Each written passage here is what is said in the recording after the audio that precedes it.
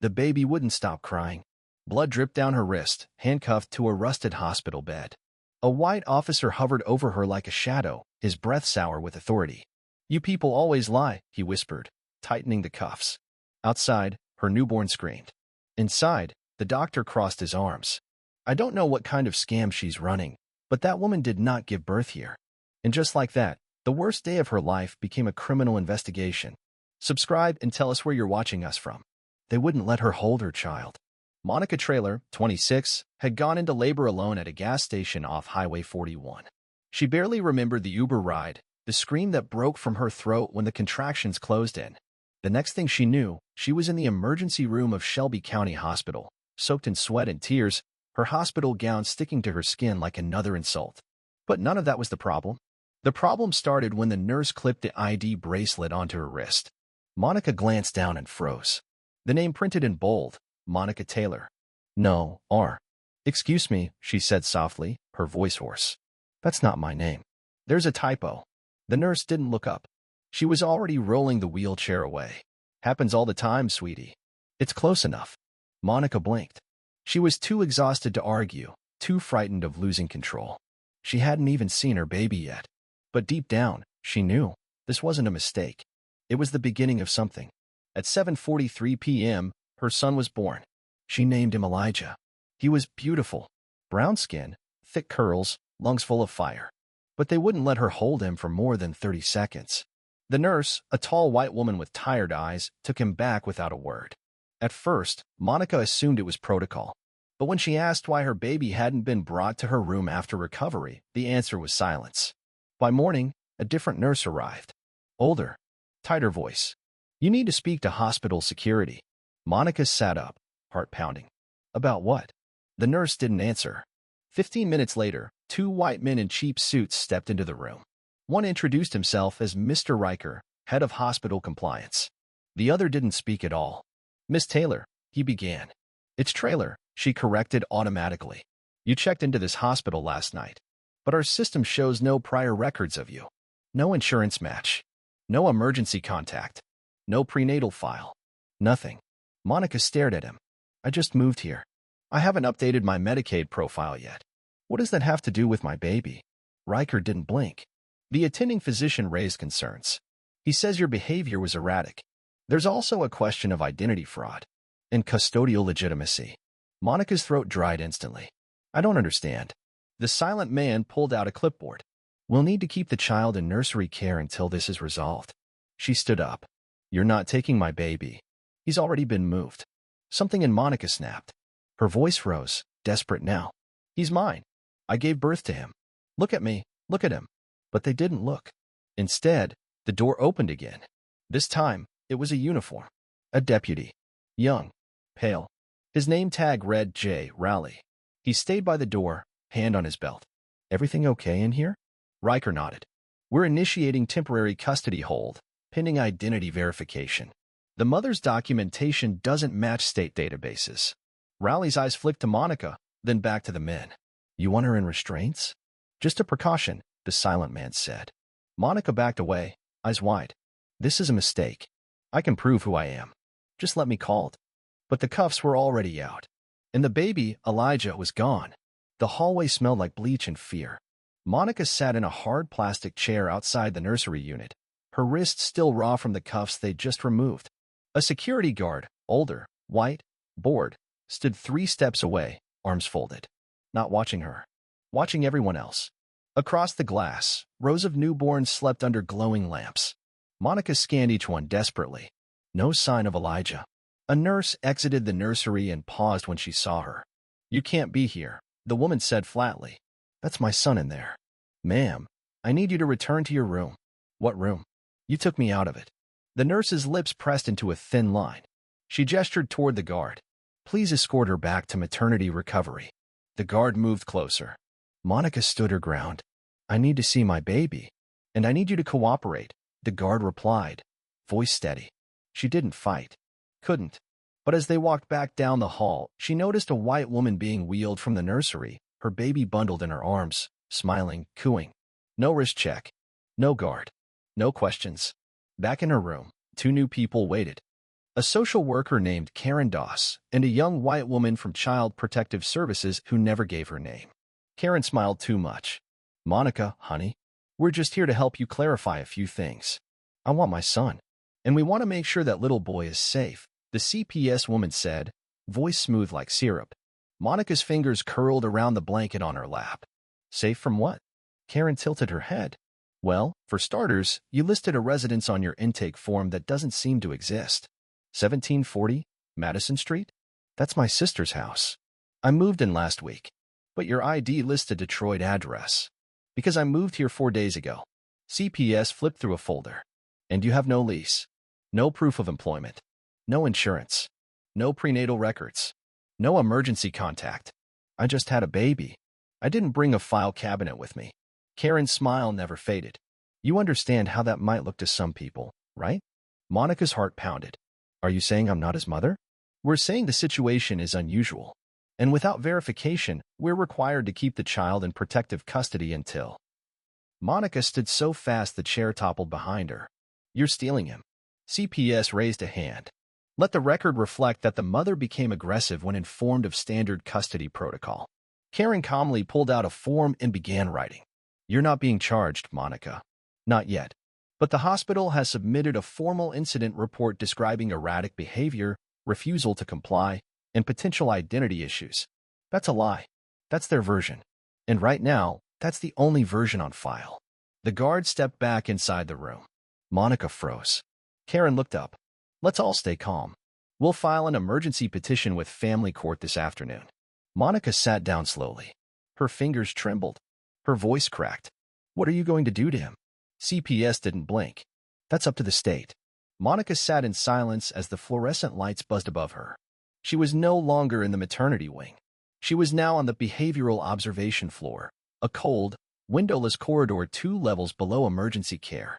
A sign near the door read Psych Eval Hold, 24-hour max. Her wrists still carried faint marks from the cuffs. A nurse entered with a clipboard. You've been placed on temporary psychiatric observation, she said without looking up. Code 217, B. Involuntary. Monica blinked. What? Standard for maternal patients who exhibit erratic behavior postpartum. I'm not erratic. I'm angry because they took my son. The nurse sighed. You've been flagged for delusional claims. Delusional? Your name, Monica Traylor, does not match any active state ID in Tennessee. The name on the hospital bracelet, Monica Taylor, also has no match. So the system can't verify either. Monica leaned forward. I can show you my ID right now. The nurse didn't stop writing. It was confiscated for evidence. Then call my sister. She can confirm everything. We contacted the number you gave. The line was disconnected. That part was true. Her sister changed phones last week. Monica hadn't memorized the new number yet. The nurse clicked her pen shut. A state evaluator will speak to you within the hour. Until then, I suggest you rest. She turned to leave. Wait, where's my baby? In foster hold. Under emergency protection.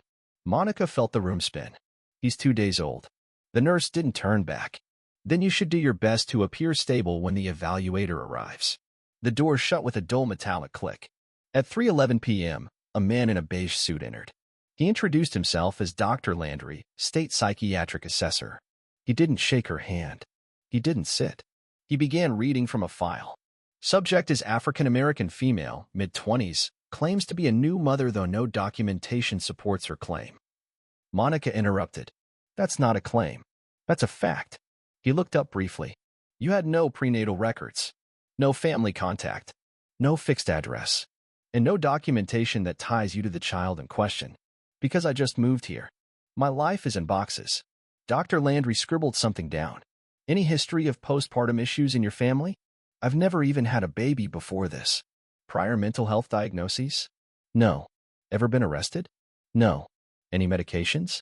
No. He paused. You seem clear. Because I am. He studied her carefully. Then helped me understand why the hospital has 4 staff reports describing you as uncooperative, unpredictable, and detached. Monica's mouth opened, but no words came out. She had been alone, terrified, trying to protect her child. That's what they saw? I was scared, she whispered. I still am. Dr. Landry nodded. Fear is human, but detachment from reality is how it begins. Monica leaned forward. Please. I need my baby. Dr. Landry closed the file. I'll make my recommendation to the family court. The final decision will come tomorrow. He stood up.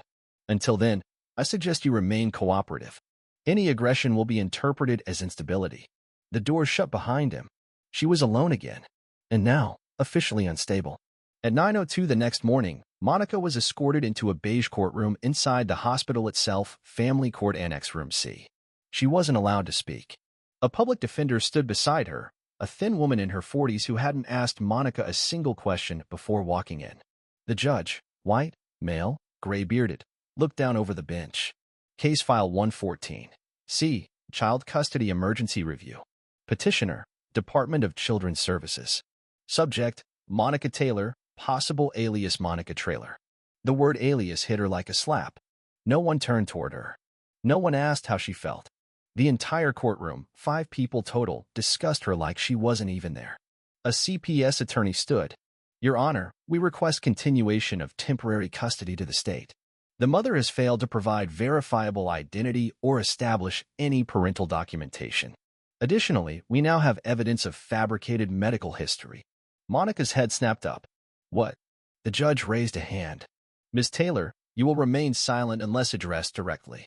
The CPS lawyer continued calmly. The prenatal report submitted yesterday morning, which she claimed came from a Detroit clinic, has been confirmed as forged.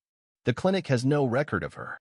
The PDF she submitted shows metadata from a public template site. Monica whispered, stunned. I never submitted anything. The defender beside her leaned in and murmured. They said you emailed it. With your name on the file. I don't even have email right now. My phone was confiscated. The judge made a note. Continue. Additionally, the hospital pediatric staff raised concerns about attachment behavior. The mother reportedly refused skin-to-skin contact. She also yelled at staff and was physically restrained by law enforcement. That's not true. The judge banged his gavel once. One more interruption, and you will be removed.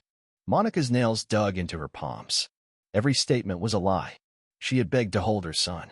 She had been denied skin contact. She had been cuffed, not because she was violent, but because she refused to give up her child. But now the room had decided she was unstable, unverified, and potentially fraudulent. CPS finished. We request the child be placed in a certified transitional home until full evaluation is completed. Estimated time frame, 3 to 5 months. Monica stared ahead blankly. 3 to 5 months. Her baby would forget her face by then. The judge didn't hesitate. Petition granted. Custody remains with the state. He glanced toward Monica. Next hearing, 90 days. You may file for independent counsel in the meantime. This court is adjourned. The gavel dropped. It sounded like a coffin closing. In the hallway outside, no one looked at her. The public defender was already on the phone with someone else. The guard who led her back to the elevator didn't speak. The elevator hummed softly as it descended, numbers glowing one by one. When the doors opened, they weren't on the hospital floor. They were in booking. What is this? Monica asked quietly. The guard didn't answer. Another officer approached, gloves already on. We've received notice of suspected document fraud. You're being held for questioning. Monica blinked slowly, too numb to fight. They took her fingerprints. They took her shoelaces. They took her silence and wrote it down as non-cooperative. And far away, in a quiet foster home with perfect paperwork, her son slept under someone else's name. The jail cell smelled of mold and metal. Monica sat on a concrete bench, arms wrapped around her knees. Her intake file sat in a plastic tray just outside the bars, marked in black ink. 4,127 possible false identity unclaimed. That word echoed in her chest. Unclaimed. No lawyer. No family. No phone call. She had stopped asking questions. They didn't answer anymore. The only person who spoke to her was the night officer, Martinez, Latino, middle-aged, heavy-set. He didn't smile, but he didn't sneer either. You're in the system now, he muttered on day 2. Means you wait. For what? Paperwork. Orders. People you'll never see. He slid her a tray of food. Don't let the walls talk to you. They lie. On the 3rd night, she heard the baby crying. Not Elijah. A memory. The sound rang through her head so vividly, she pressed her hands to her ears. She hadn't held him since the night he was born. 3 days? 4? She didn't know anymore. There was no window in her cell. Just time. And the silence that came after the door slammed shut. On the fourth morning, Officer Martinez returned. He dropped a folded sheet of paper through the slot in the bars. Court notice. Monica opened it with trembling fingers. It wasn't from family court. It was criminal. Notice of preliminary hearing. State versus unknown female, alias Monica Taylor. Charge: filing false identification with intent to deceive. Date: Tuesday, 9 a.m. She read it twice, then a third time, and only then realized what it meant. They weren't just taking Elijah. They were building a case against her. By now, she knew the pattern. They weren't punishing her for violence. They were punishing her for not fitting. No home address. No witnesses. No digital trail they trusted. She didn't belong on paper, so she didn't belong at all. And once the system lost your name, it replaced it with a number. That night, Officer Martinez lingered a moment longer at her cell. You gonna fight? Monica looked up. What? Tuesday. You gonna fight? She stared blankly. They won't listen. Doesn't matter. You speak. Monica didn't reply. Martinez tapped the bars once. You stay quiet. They'll write the ending for you. Then he walked off, leaving her in silence again. But his words stayed. They'll write the ending for you. And for the first time since she gave birth, Monica remembered something else. She used to write briefs, arguments, letters. She had worked as a freelance researcher for legal advocates, anonymous, behind the scenes. Not a lawyer, but she had studied. She had helped. And she knew how things worked, at least when the rules were followed. The rules weren't being followed here. And if no one else was going to fight for her, she would start. Monday, 10:14 p.m. The jail was silent. Monica sat on the edge of the cot, a dull pencil clutched in her hand, a wrinkled napkin spread out across her lap. She had asked Martinez for paper. He gave her a napkin. That would have to do. She wrote slowly, carefully. Not a cry for help. Not a letter to a judge. But a motion. An official, structured document, phrased exactly the way she had been taught when she ghost wrote for others. Organized, formal, emotionless. Motion to dismiss on grounds of identity misclassification and due process violation, 14th Amendment. She included every detail she remembered. The hospital ID bracelet with the typo. The lack of access to verify her documents. The forged clinic record she never submitted. The denial of counsel during initial custody procedures. Each line was calm, neutral, clinical, but her hand was shaking. Not from fear this time. From clarity. She was no longer drowning. She was remembering how to swim. Tuesday, 8:37 a.m. A deputy escorted her into a small courtroom with no windows and flickering lights. Fluorescent buzzing. Cold tile. Plastic chairs. She was given a public defender again. This one younger, distracted. Just nod. Don't say anything, and let me talk, he whispered. She didn't nod. She unfolded the napkin. What is that? He asked, confused. Emotion, she said. I'm filing it. He blinked. Who wrote it? I did. The judge entered. Female, white, impatient. Let's move quickly, people. Calendar's full. The clerk called the case. State of Tennessee versus unknown female, possible alias Monica Taylor. Monica stepped forward. Your Honor, I respectfully request this be entered into the record. She held up the napkin. The judge raised an eyebrow. The clerk hesitated, then crossed the room and took it from her hands. The prosecutor, a man in his 50s, frowned. Your Honor, we haven't seen this before. It's not even typed. The judge scanned the text, then stopped. Her eyes moved back to the top. She looked at Monica. Did you write this? Yes, Your Honor. Where did you learn this language? I used to assist a legal nonprofit. Remote work. Mostly brief formatting. The judge was silent for a long moment, then turned to the clerk. File it. Now. The clerk vanished into the hallway. The prosecutor stammered. Your Honor, even if we accept it, there are still no verified documents linking her to any legal identity. The judge held up the motion. She cited 3 federal precedents accurately. She named the date of Troxel versus Granville correct to the month. And she spelled procedural obstruction correctly, in pencil, on a napkin. The courtroom was dead quiet. I've had trained attorneys submit worse work than this. She looked at Monica again. We're not dismissing yet. But this is no longer an unknown female. Update the file. Her name is Monica Taylor. The prosecutor leaned in. Your Honor, respectfully, we still don't know. The judge cut him off. Then find out. Or stop wasting this court's time. She banged the gavel. Monica exhaled, not in relief, but in readiness. This was only the first crack in the wall.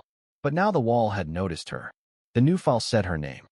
For the first time in over a week, Monica wasn't unknown female. She was Monica Traylor again. But that didn't change where she was. Still in county lockup. Still in orange scrubs. Still under pretrial supervision. Only now, she was being watched differently. On Thursday morning, a state attorney named Ms. Donnelly came to see her. She wore pearls and a navy blazer. She sat across the glass with a clipboard and a cold smile. "I read your motion," she said. "Then you know it's valid." Donnelly nodded. "Clever. Very clever." "It's not clever. It's the truth." "Sure. But clever truth? That's rare." She leaned forward. "So here's the issue. You proved you're not crazy. You even proved you can read law. That makes the state nervous." Monica frowned. "Nervous? You don't fit. You're not vulnerable enough to pity and not aggressive enough to contain. You're articulate, strategic, and completely alone." She said it like a warning. The kind of people who scare judges the most. Monica leaned closer to the glass. "What do you want?" Donnelly flipped a page. "A deal. Admit to using inconsistent documents at hospital intake. Say it was stress. Miscommunication. You sign a custodial deferral, and the case moves to dependency court. You won't be charged criminally." Monica stared at her. "And my son? You can petition for visitation in 6 months. Assuming home stability and psychological review. 6 months. You want me to admit guilt for something I didn't do?" Donnelly raised an eyebrow. "Or we pursue the fraud charge. Minimum sentence, 12 months. Monica said nothing. Donnelly smiled again. "That's how the system wins. Not with guns. With calendars." She stood up. "Clock's ticking, Miss Traylor." Back in her cell, Monica sat alone again. This time, she didn't cry. She calculated. 12 months imprisonment. Elijah would be walking before she got out. But if she signed the deal, she'd be labeled negligent. And that label could stick forever. She remembered something Martinez once said. "Don't let the walls write your ending." She had one shot. Not in court. Not with lawyers. But with the paper trail. The only way to beat the system was to know it better than it knew her. And she did. She didn't have a law degree. But she knew where to file. Who to request. Which codes had loopholes. And she knew how to write it their way, cold, clean, and bloodless. She asked for paper again. This time, they gave her 6 sheets. By midnight, Monica had written 3 motions. 1. Demand for discovery of custody transfer documentation. 2. Motion to compel CPS to produce chain of custody timeline. 3. Petition for emergency reunification under improper separation clause. She wrote every page in pencil. Not a word of emotion. Just law. Because feelings never scared the system. Facts did. Friday morning, 9:12 a.m. Monica sat quietly in courtroom 2B, wrists still shackled. But her hands were clean. 3 motions lay on the judge's desk, delivered at dawn, filed through an inmate rights channel. Martinez whispered to her about the night before. He hadn't called her ma'am. He hadn't called her inmate. He just said, "If you're writing war, file like it's war." So she did. The courtroom was thinly staffed. 1 clerk, 1 bailiff, and 2 CPS agents seated off to the side, whispering. Then the door opened. The judge entered. Not the same one as before. This one was younger. Black. Unreadable. He adjusted his glasses, read the motions in silence. For 10 minutes. Then he looked up. "Miss Traylor, who wrote these?" Monica stood. "I did, Your Honor." "Without counsel?" "I filed as pro se under Title 28, Section 1654. The judge nodded. "You cited 3 federal violations and 7 procedural omissions across 2 agencies, including a misdisclosure on custodial transfer paperwork." Monica said nothing. The judge turned to CPS. "Counsel?"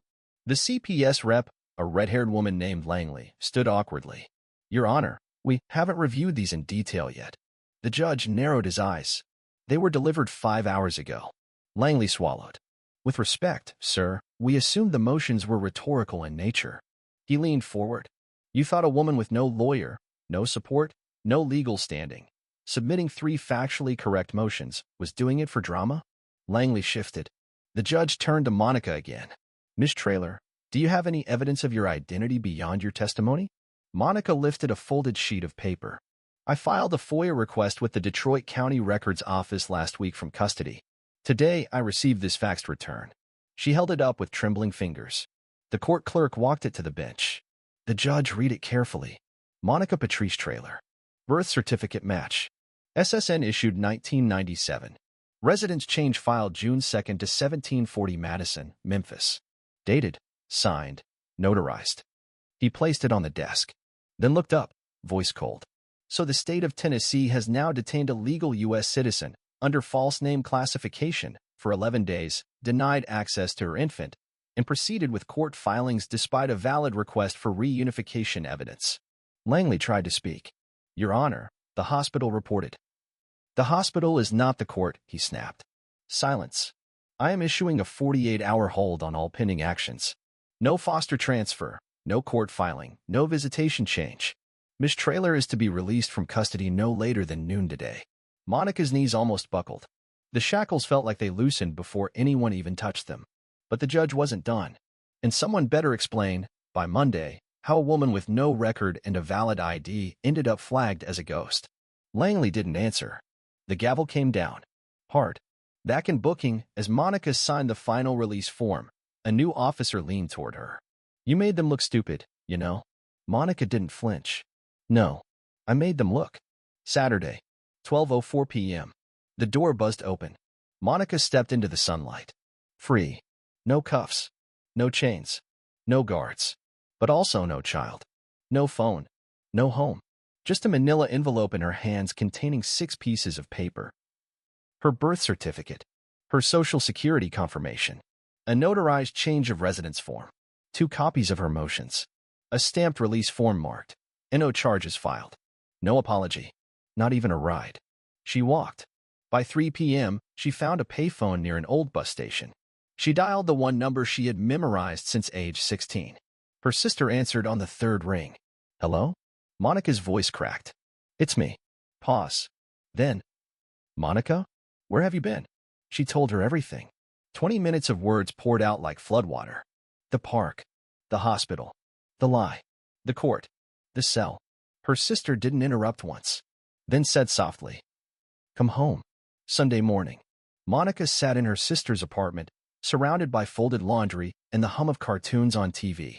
The air smelled like real food. She hadn't eaten at a real table in 2 weeks. But she didn't taste any of it. She was reading every foster care statute in the state of Tennessee, every custody code, every appeals process, because the judge had frozen the system but not reversed it. And Elijah was still not in her arms. She stared at a phrase in the statute. Parent may initiate emergency hearing for reunification within 72 hours of release, pending evidence of housing instability. She looked around. Her sister's apartment was stable. Rent paid. Proof ready. She grabbed a folder. Monday morning. Courtroom 4A. This time, Monica had no lawyer. On purpose. She stood before a different judge. Older. Harsher. The same CPS lawyer, Langley, was there. Ms. Traylor, you've already submitted 3 motions, which are now under review. What is your basis for emergency hearing today? Monica lifted the papers. I have permanent residence confirmation. Utilities in my name.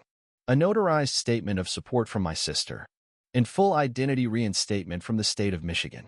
Langley stood. Your Honor, this is highly irregular. Monica didn't wait. And I have one more thing. She turned toward the bench. I have proof that the hospital's original report cited the wrong name because they typed it wrong. She held up the initial wristband, still stained with ink. I kept it. Even after the cell. Even after they tried to say I didn't exist. The judge motioned for the clerk. He took the bracelet, studied it, then looked at Monica. And what do you want? Her voice didn't shake. I want my son. Silence. Langley leaned in. Your Honor, we ask the court to proceed with caution. The child has bonded with his current placement. Uprooting him now. He's 8 days old, Monica said. He knows one thing. Warmth. Skin. Smell. You stole that from him. Langley opened her mouth again, but the judge raised a hand, then turned to the clerk. Prepare reunification paperwork. Immediate. Langley gasped. But you submitted a report built on error, held a legal citizen without cause, and pursued fraud charges without verification. He looked at Monica. You didn't win on emotion. You won on precision. He banged the gavel once. Custody restored. Child to be returned by 5 p.m. Monica didn't move, didn't speak, just closed her eyes, and finally exhaled. 5:01 p.m. The doorbell rang. Monica stood frozen in her sister's apartment, her heartbeat louder than the sounds outside. She opened it slowly. On the other side, a woman in plain clothes holding a car seat. No CPS jacket. No clipboard.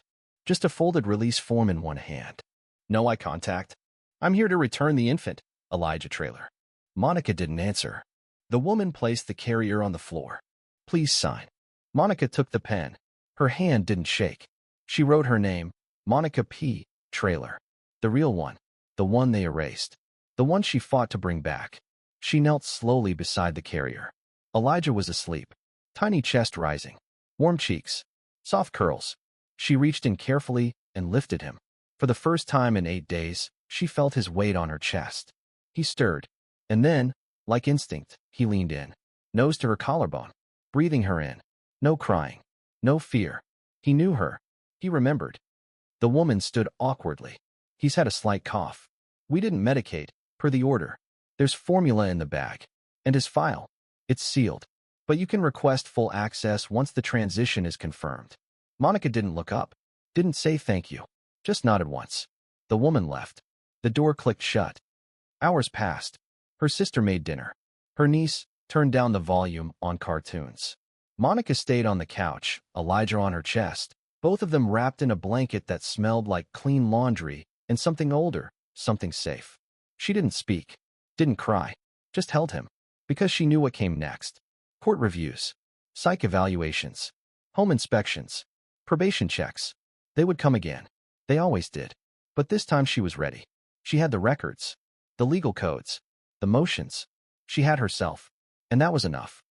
The next day, a letter arrived from the Public Records Office. A single line inside. "Your file has been restored. Legal identity confirmed. No further action pending. No apology. No explanation. Just closure."